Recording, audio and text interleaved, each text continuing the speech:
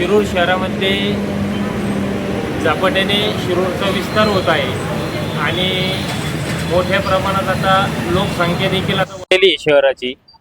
तर शहरामध्ये शिरूर शहरामध्ये 3 तालुक्याचे नागरिक येतात आणि परगावावरून पण नागरिक येतात, परंतु त्यांना योग्य ठिकाणी जाण्यासाठी दिशाफलकची आवश्यकता आहे. या शहरामध्ये दिशाफलक नसल्यामुळे शहरामध्ये मोठ्या प्रमाणात वाहतूक कोंडी देखील होत आहे आणि नागरिकांची मोठ्या प्रमाणात गैरसोय होत आहे.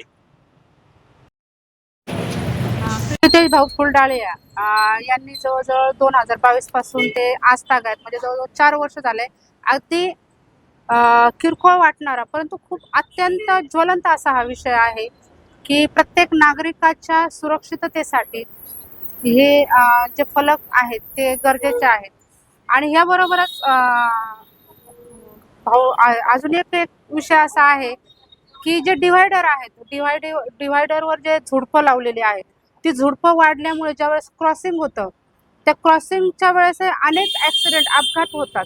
तर ते अपघात होऊ नये याच्यासाठी नगरपालिकेने योग्य ती कार्यवाही त्याच्यावर करावी, योग्य ती दक्षता घेऊन ते झुडपं नेहमी छाटत राहावे जेणेकरून येणाऱ्या जाणाऱ्यांना रस्त्याचं अलीकडे पलीकडे व्यवस्थित दिसेल गाड्या येताना जाताना. आणि भाऊंचा जो विषय आहे तो खरंच खूप ज्वलंत असा विषय आहे, तो लवकरात लवकर नगरपालिकेने मार्गी लावावा असं वाटतं. आज या ठिकाणी जो प्रीतेश भाऊ उपोषणाला बसलेला आहे त्याला आपण आमच्या सर्व पक्षाच्या वतीने माझ्या मित्रमंडळींच्या वतीने पूर्णपणे पाठिंबा दिला आहे. कारण खूप संयुक्त मागणी आहे आणि ती छोटी वागणारी मागणी जरी असली तर ती शिरूरच्या हितासाठी आहे. माझी आपल्या माध्यमातून विनंती आहे की त्याच्यावर कार्यवाही लवकरात लवकर करावी आणि सहकार्य करावं. धन्यवाद. शिरूर नगर महत्त्वाच्या ठिकाणांना, एरियांना व रस्त्यांना, शासकीय कार्यालयांना नावं देण्याकरिताचा जो ठराव आहे तो दिनांक 12/5/2026 रोजीच्या सर्वसाधारण सभेमध्ये मंजूर झालेला आहे. त्यानुसार ते काम लवकरात लवकर हाती घेऊन पूर्ण करण्यात येईल. त्या कामाची ई-निविदा प्रक्रिया लवकरात लवकर घोषित करण्यात येईल. प्रत्येक भैया, आज जे उपोषण आपण केलं त्या संदर्भात जे पत्र नगरपालिकेकडून तुम्हाला मिळालं त्या संदर्भात तुम्ही समाधानी आहेत का? उपोषण सोडताय का? मी आता तसं त्यांनी दिलेलं पत्र आहे तर त्याच्यात मला तारीख निश्चित नाही केलेली त्यांनी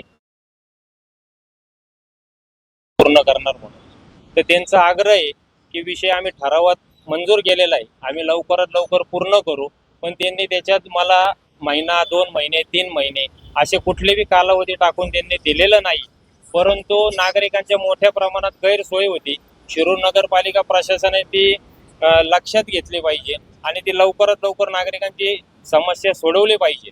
आणि त्याचप्रमाणे मी शिरूर नगरपालिका प्रशासनातील जे मुख्य अधिकारी साहेब असं यांना मी सर्व नागरिकांच्या वतीने जो माझ्या संघ जो पत्राबाबत जो गैरकारभार झालेला आहे, मला पत्राचं उत्तर वेळेवर मिळालं नसल्यामुळं आज हा आंदोलन मला करावं लागलेलं आहे. तर शिवसाहेबांना मी विनंती करतो, आपल्या कार्यालयामधील जे काही अधिकारी असतील त्यांना तुम्ही सूचना देण्यात यावी की आपण जे काही कोणाचे सर्वसामान्याचे पत्र व्यवहार होतील त्यांना लेखी पत्र स्वरूपात उत्तर देण्यात यावं, तर जेणेकरून प्रशासन असतील, आंदोलक असतील आणि नागरिक असतील यांच्यामध्ये संभ्रम निर्माण होणार नाही. तर याची त्यांनी गांभीर्याने दखल घ्यावी. सभापती काय सांगाल?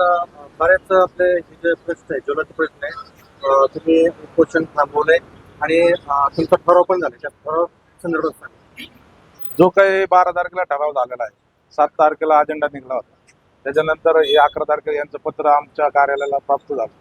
त्याच्यानंतर 12 तारखेला आम्ही ठराव मंजूर केलेला आहे. दिशादर्शक फलक लवकरात लवकर लावण्यात येतील आणि त्या अनुषंगाने आजचं यांना जे उत्तर भेटलं नाही तर आम्ही आमच्या अधिकाऱ्यांना, HODंना आणि शिवसरांना पण सांगू की याच्या पुढं सामाजिक कार्यकर्ते असो, शिरूरच्या नागरिकांना जे पत्रव्यवहार होईल ह्या पत्रव्यवहाराला लवकरात लवकर उत्तर देण्यात येईल.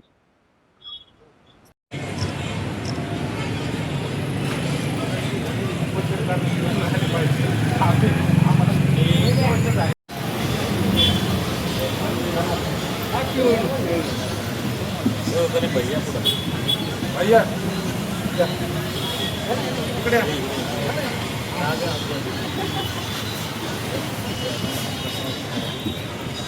फोटो